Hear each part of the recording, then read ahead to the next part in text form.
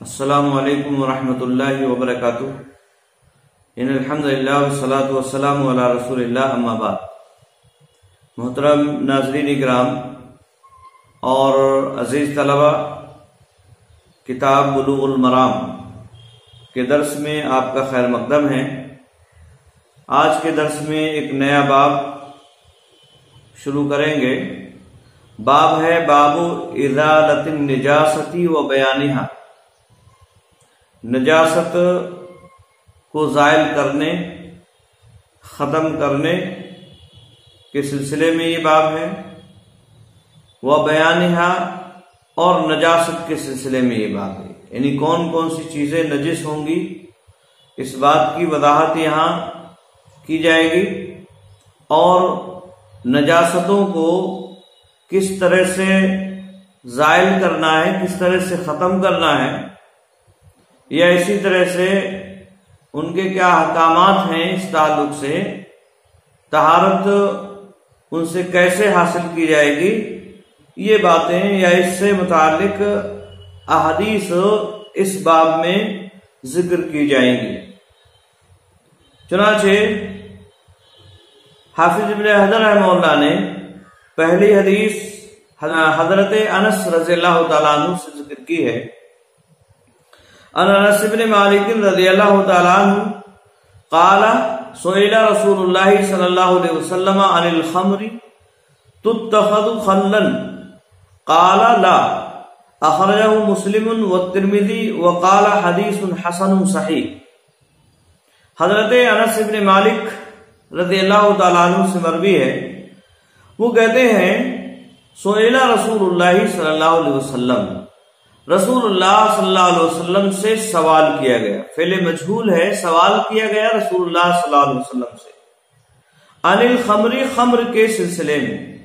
سوال کرنے والے کون تھے؟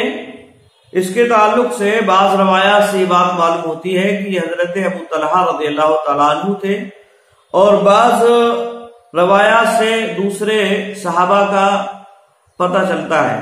بہرحال ابو داؤد کی روایت میں حضرت ابو طلحہ رضی اللہ تعالیٰ عنہ اس سوال کے کرنے والے ہیں۔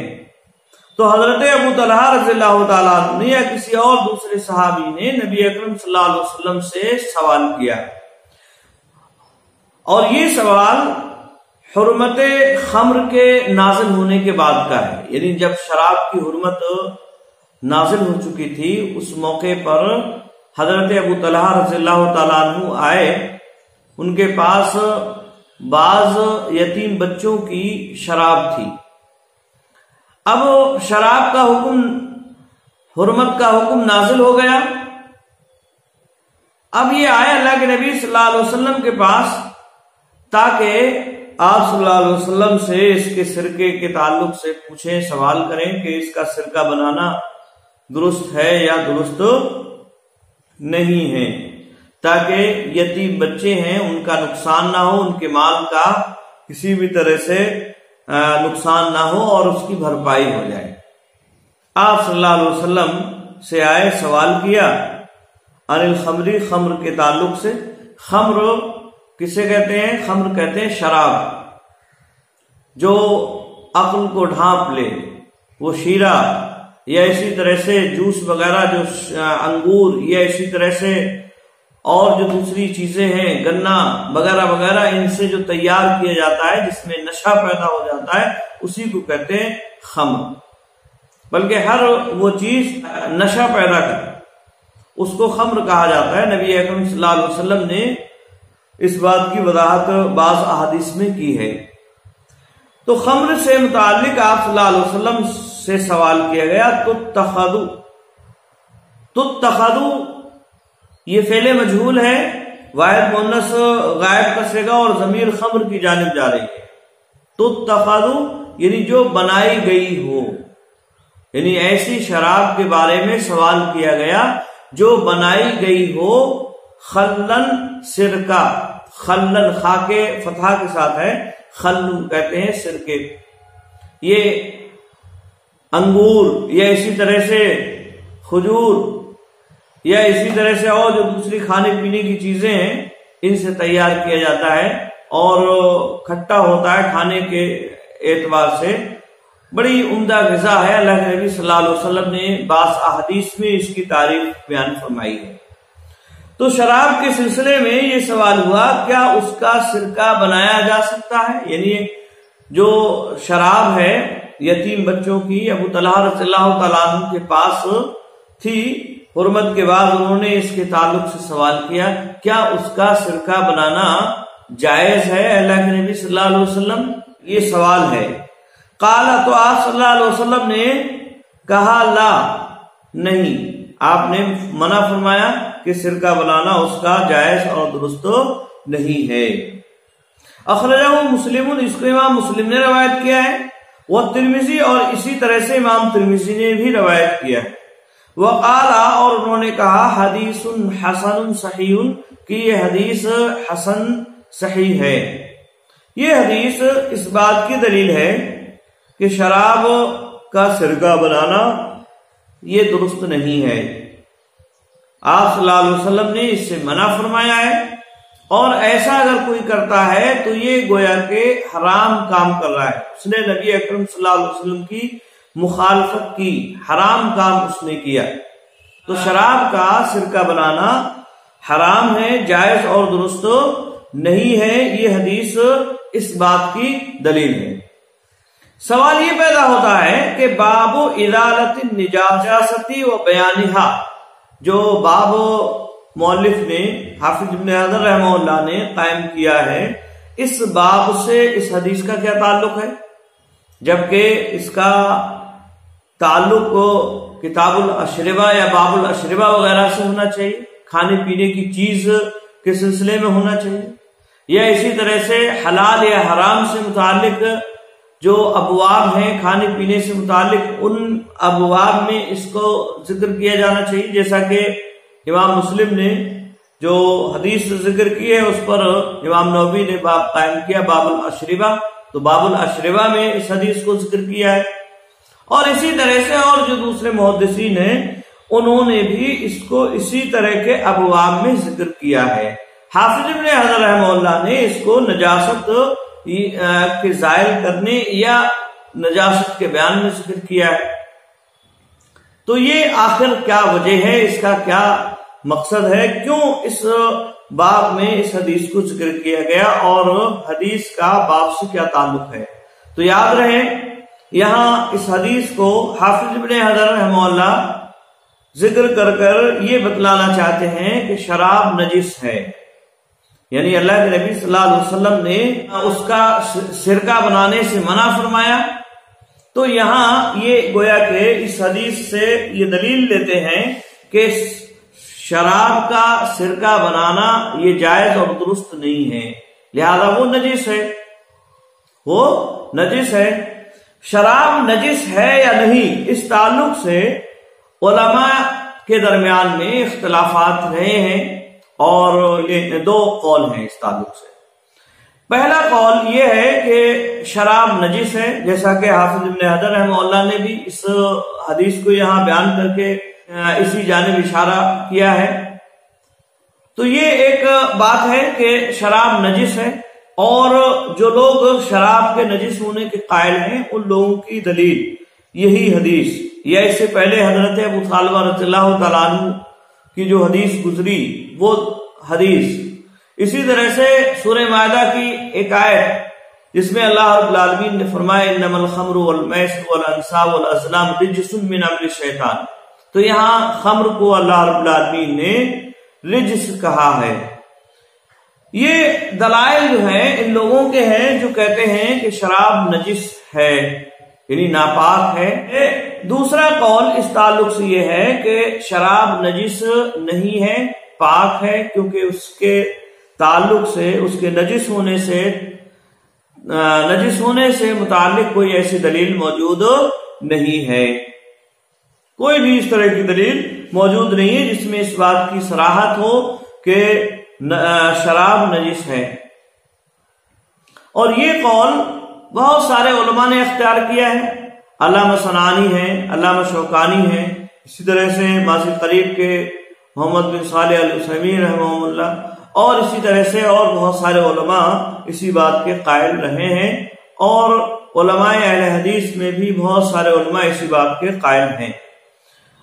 البتہ علماء اہل حدیث میں بعض علماء اس طرف بھی گئے ہیں جو شراب کو نجس کہتے ہیں، اس جانب بھی گئے ہیں، جیسے علامہ ابن باز ہیں، وہ نجاست کے قائل ہیں، یا اسی طرح سے علامہ ابن تیمیہ رحمہ اللہ سے متعلق بھی یہی بات کہی جاتی ہے۔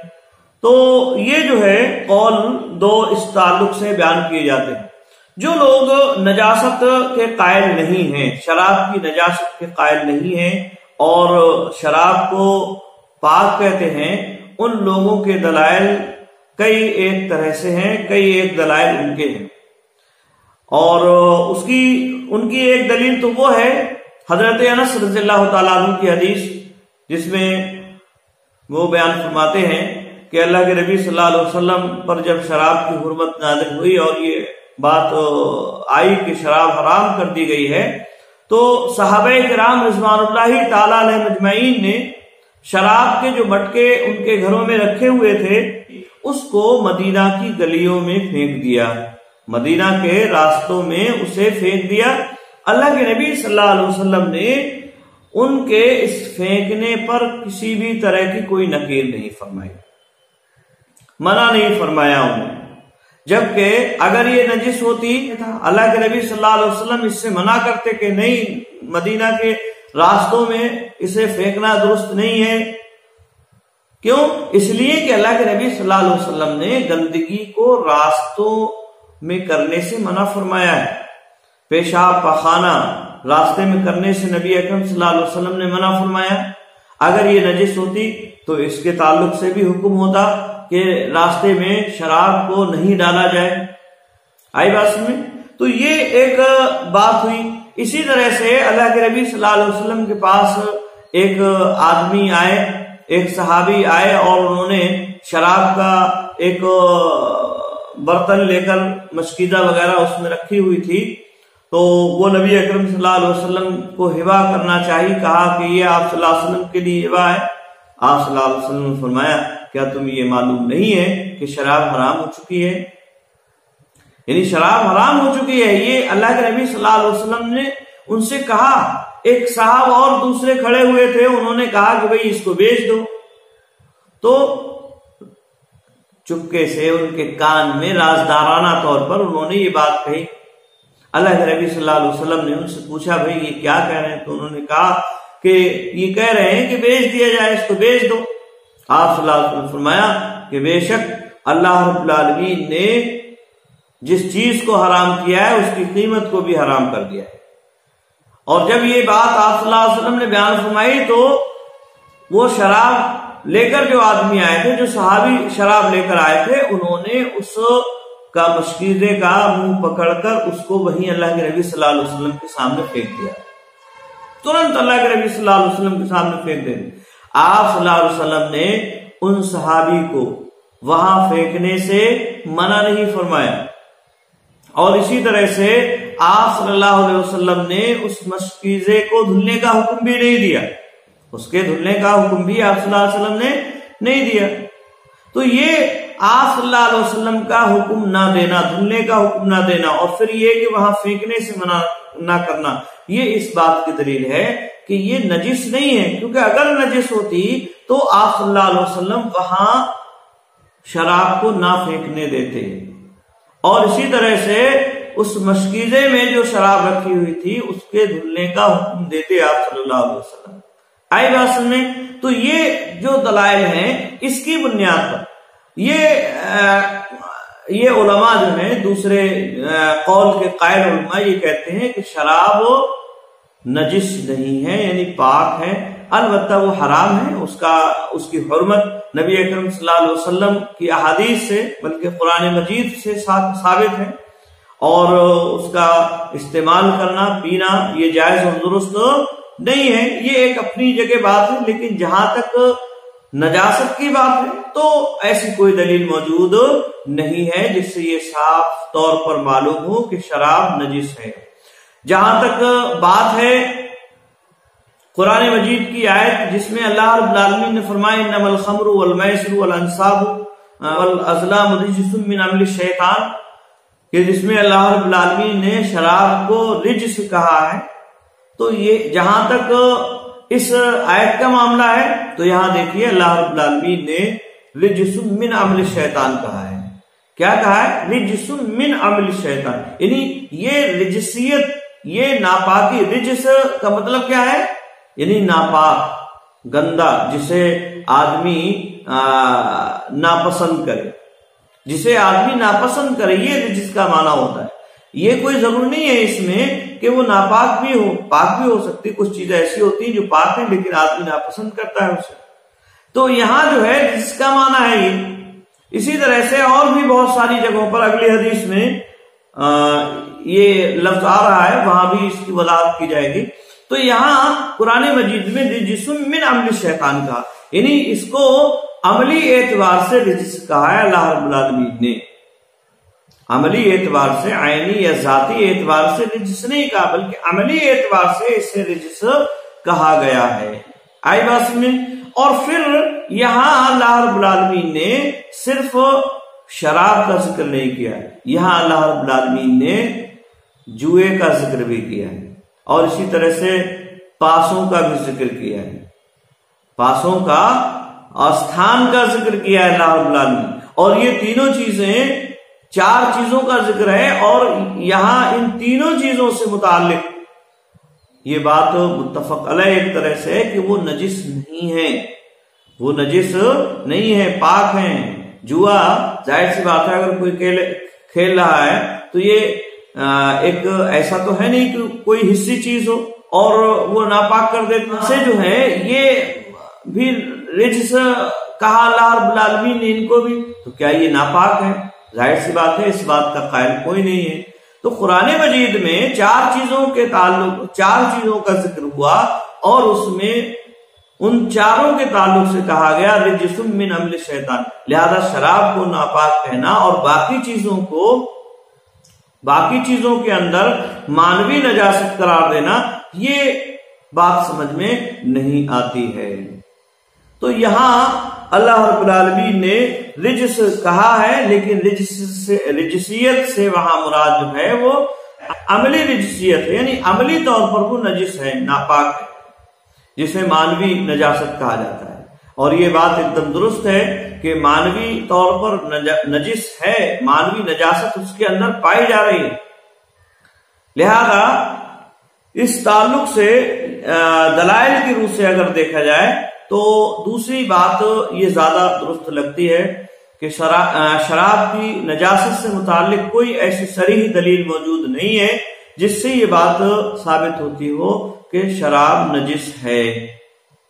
لہذا یہ کہنا کہ کل حرام نجس، یہ صحیح نہیں، یعنی ہر حرام چیز نجس ہے، یہ صحیح اور درست نہیں ہے.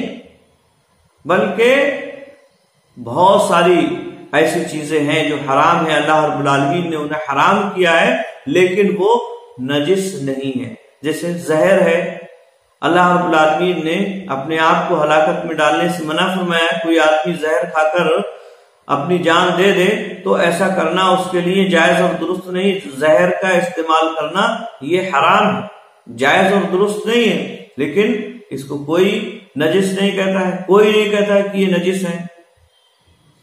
تو ان دلائل کی بنیاد پر صحیح بات یہی ہے کہ شراب نجس نہیں ہے. جہاں تک اس سے بچنے کا معاملہ ہے تو اس سے بچا جائے، کیونکہ اللہ رب العالمین فاجتنبوہ، اس سے بچنے کا حکم دیا ہے. اس کے ہر طرح کے استعمال سے آدمی اپنے آپ کو بچا کے رکھے، یہ درست اور صحیح بات ہے. البتہ اس کے حرام ہونے سے اس کا نجس ہونا لازم نہیں آتا ہے. حرام کسی چیز کے حرام ہونے سے اس کا نجس ہونا لازم نہیں آتا. اور پھر جو علماء نجاست کے قائل ہیں وہ بہت ساری چیز حرام ہیں اس کے باوجود اسے نجس نہیں مانتے. بیڑی سگریٹ وغیرہ ہیں، ان کو نجس نہیں مان رہے ہیں آپ، جبکہ ان کے اندر بھی نشہ ہے. ان کو چھو رہے ہیں، پی رہے ہیں، استعمال کر رہے ہیں، اندر بھی تو نشہ پایا جا رہا ہے، ان کے اندر نشہ پایا جا رہا ہے. اب اگر نشے کی بنیاد پر شراب کو آپ حرام کر رہے ہیں تو ان چیزوں کو بھی حرام ان چیزوں کو بھی نجس کہنا چاہیے، یہ چیزیں بھی نجس ہونا چاہیے، لیکن ان چیزوں کو نجس نہیں کہتے۔ جو شراب کو نجس کہتے ہیں وہ ان چیزوں کو نجس نہیں کہتے ہیں، حالانکہ کوئی فرق نہیں ہے، اس میں کوئی فرق نہیں ہے، وہ بھی نشہ پیدا کرنے والی چیزیں ہیں اور یہ بھی نشہ پیدا کرنے والی چیز ہے۔ لہذا اس تعلق سے درست بات یہی لگتی ہے کہ شراب نجس نہیں ہے، حرام ہے، وہ اپنی جگہ ہے، اور اس کے حرام ہونے سے اس کا نجس ہونا لازم نہیں آتا۔ لہذا حافظ ابن حجر رحمہ اللہ نے اس حدیث کو جو اس باب ادالت النجاسہ و بیانہا میں جو ذکر کیا ہے، تو اس اعتبار سے اس باب سے اس کا کوئی تعلق نہیں ہے۔ ہاں، ان کے جو قول نجاست کا ہے اس اعتبار سے اس کا تعلق بہرحال نجاست سے ہے، اور اسی بنیاد پر اس حدیث کو یہاں ذکر کیا ہے حافظ ابن حجر رحمہ اللہ نے۔ آئی بات سنیں، دوسری حدیث ہے، وعنہ قال لما کان یوم خیبر امر رسول اللہ صلی اللہ علیہ وسلم ابا طلحہ رضی اللہ تعالی عنہ فنادى ان اللہ ورسولہ ینہیانکم عن لحوم الحمر الاہلیہ فإنها رجس، متفق علیہ۔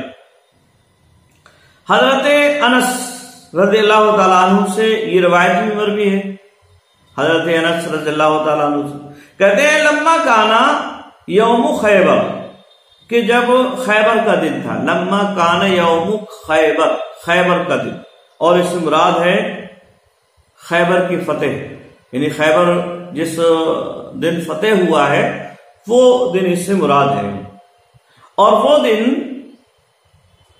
سن 7 ہجری، صلح حدیبیہ کے بعد سن 7 ہجری میں یہ غزوہ پیش آیا، اور خیبر میں یہودیوں کو اللہ رب العالمین نے شکست عطا فرمائی اور مسلمان کامیاب ہوئے۔ اللہ کے نبی صلی اللہ علیہ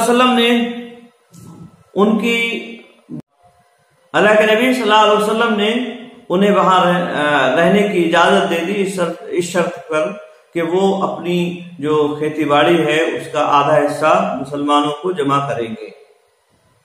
بہرحال حضرت عمر رضی اللہ تعالیٰ عنہ کے زمانے میں انہیں ایک علاقہ تیمہ اور عریحہ ہے، وہاں جلا وطن کر دیا، انہیں نکال دیا عرب سے، اور انہیں جو ہے جزیرۃ العرب سے نکال دیا گیا۔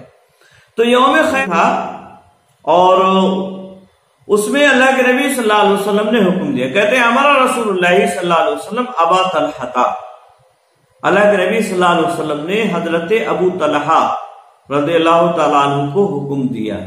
یہ ابو طلحہ زید بن سہل بن الاسود بن حرام الانصاری النجاری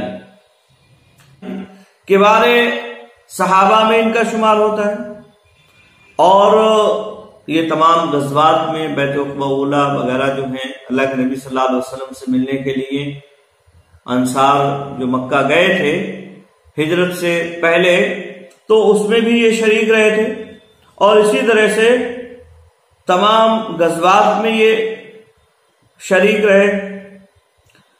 یوم احد میں بڑی سخت آزمائش ان کی ہوئی، اللہ کے نبی صلی اللہ علیہ وسلم کو اپنے ہاتھ سے انہوں نے بچایا، جو تیر آپ صلی اللہ علیہ وسلم کی طرف آ رہے تھے ان تیروں کو اپنے ہاتھ پر روک رہے تھے، جس کی وجہ سے ان کا ہاتھ بالکل شل ہو گیا تھا۔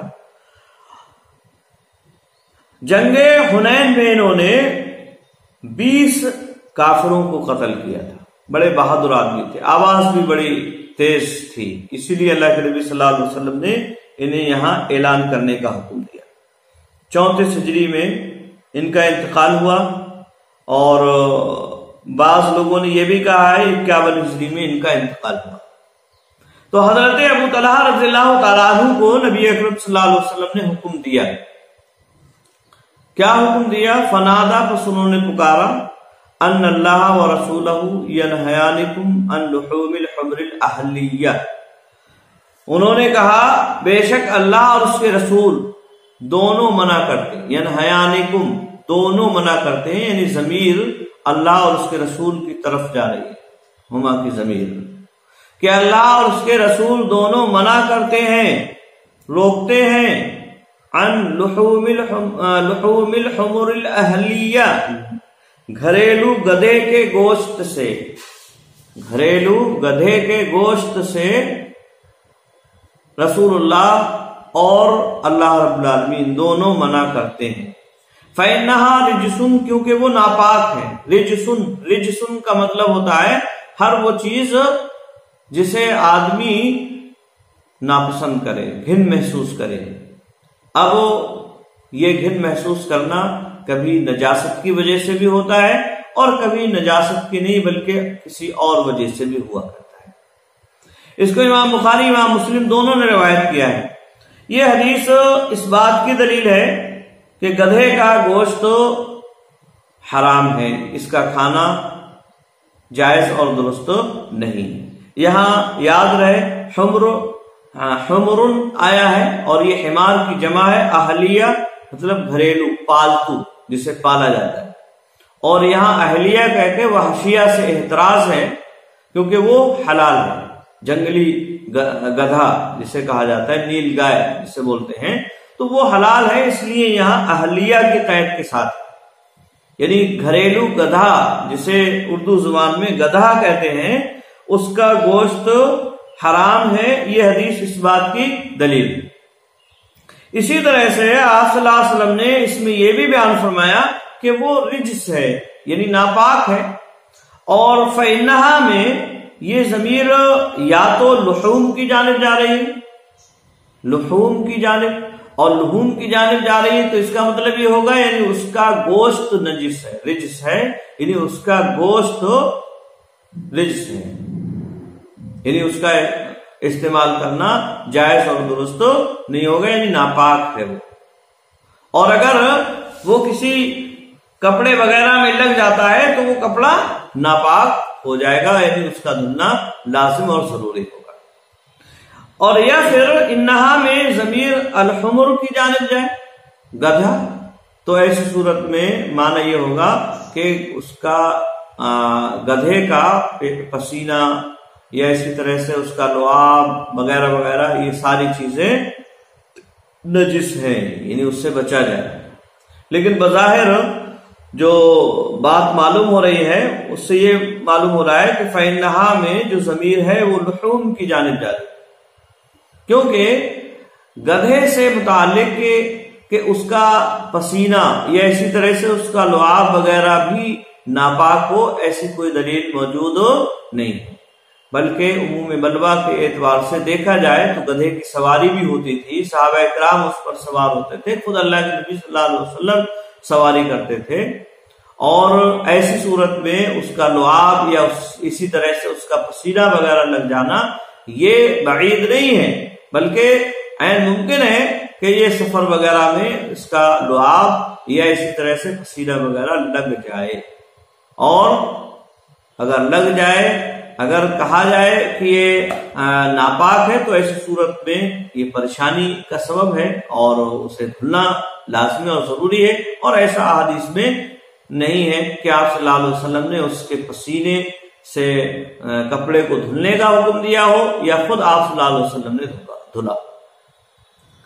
تو گدھے کا گوشت یہ حرام ہے، جائز اور درست نہیں ہے۔